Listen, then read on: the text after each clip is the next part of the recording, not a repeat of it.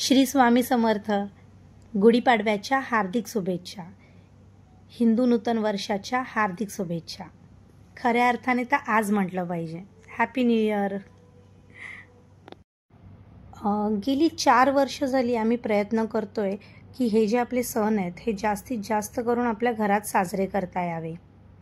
कारण मला वाटतं आताची जी जनरेशन आहे त्यांच्यामध्ये या सणांचं महत्त्व खूप कमी होत चाललं आहे. पण मला पाहिजे की युक्तिकाला हे सगळे सण माहीत हवे, त्यांची पद्धत माहीत हवी किंवा ते सण का साजरे केले जातात यामागचं कारण माहीत हवं.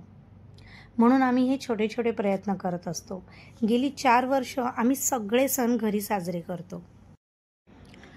पाडवा चैत्र महिन्याच्या शुक्ल प्रतिपदेला साजरा केला जातो. पाडवा हा शब्द प्रतिपदा या संस्कृत शब्दातून आला आहे.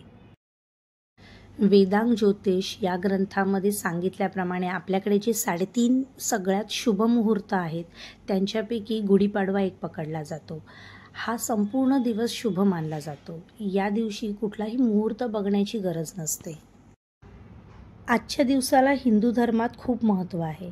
म्हणून आजच्या दिवसाला शुभ मानून भरपूर लोक नवीन कार्याला सुरुवात करतात. म्हणजे घरात एखादं शुभ कार्य करणं किंवा नवीन घर घेणं, गाडी घेणं किंवा नवीन व्यवसाय सुरू करणं, आजच्या दिवशी नवीन कार्यांना सुरुवात केली जाते. बरं, आता आजच्या दिवसाची पौराणिक कथा अशी आहे की एका खूप मोठ्या नैसर्गिक आपत्तीनंतर ब्रह्मदेवाने आजच्याच दिवशी विश्वाची आणि काळाची निर्मिती केली. त्यामुळे आजच्या दिवसाला नवीन वर्षाचा पहिला दिवस म्हणून ओळखलं जातं. तसंच आजचा दिवस वसंत ऋतूच्या आगमनाचा आणि रब्बी पिकांच्या कापणीचा दिवस म्हणून पण साजरा करतात. आजच्या दिवशी दारामध्ये गुढी उभारली जाते. ही उभारली गेलेली गुढी हे विजयाचं, सौभाग्याचं आणि समृद्धीचं प्रतीक मानली जाते. आजच्या दिवशी गुढी उभारून सर्वजण या गुढीची पूजा करतात आणि आपल्या घरामध्ये सुख, समाधान आणि समृद्धी नांदावी यासाठी प्रार्थना करतात. एका उंच बांबूला रेशमी वस्त्र किंवा साडी, कडुलिंबाची डहाळी, बत्ताशांचा हार आणि त्याच्यावरती पितळेचा तांब्या अशी ही गुढीची उभारणी असते. मग हा गुढीचा बांबू पाटावर उभा करून त्याला फूल, अक्षदा, हळद कुंकू लावून त्याची पूजा केली जाते.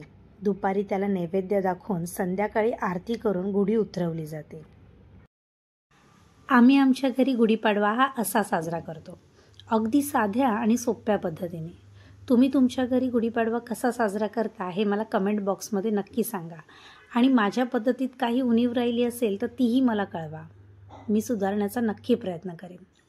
Thank you so much.